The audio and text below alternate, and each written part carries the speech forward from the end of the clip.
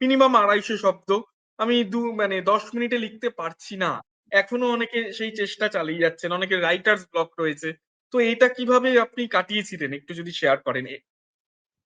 হ্যাঁ, ব্যাপার হচ্ছে যে আমরা ধরুন যে জিনিসগুলো নিয়ে সবসময় ভাবি, আমাদের মাথার মধ্যে না সেই ওয়ার্ড গুলো ভীষণ ঘুরে বেড়ায়।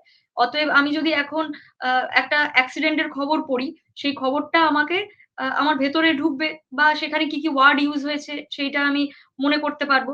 এবং আমি যেটা করতাম সকালবেলা যেটা লিখতাম, সেইটা রাত্রিবেলায় ভাবতাম বা সকালবেলা যেটা পড়তাম সেটা রাত্রিবেলা ভাবতাম বা নতুন কিছু যদি ওয়ার্ড পেতাম যেটা মনে হতো যে আমি এটা এখানে ইনপুট করলে ভালো হয়, একটা সামনে চার্ট থাকতো দেওয়ালে টাঙানো। সেখানে কি টপিকে বাংলা কিংবা ইংরেজি, কি টপিকে আমি কি নতুন ওয়ার্ড শিখেছি সেইটা লিখে রাখতাম। যাতে ওটা আমার মানে আমার আশেপাশে ঘোরে সবসময় হাতের কাছে থাকে বা মাথার কাছে থাকে। চিন্তাভাবনা জগতের মধ্যে থাকে। এই চেষ্টাটা আমি করতাম।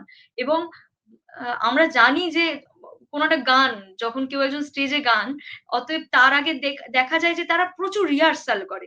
রিহার্সাল করা, এই যে অনুশীলন করা, শুধু অনুশীলন, অনুশীলন আর অনুশীলন। এটার ছাড়া আর কিন্তু কোন রাস্তা নেই।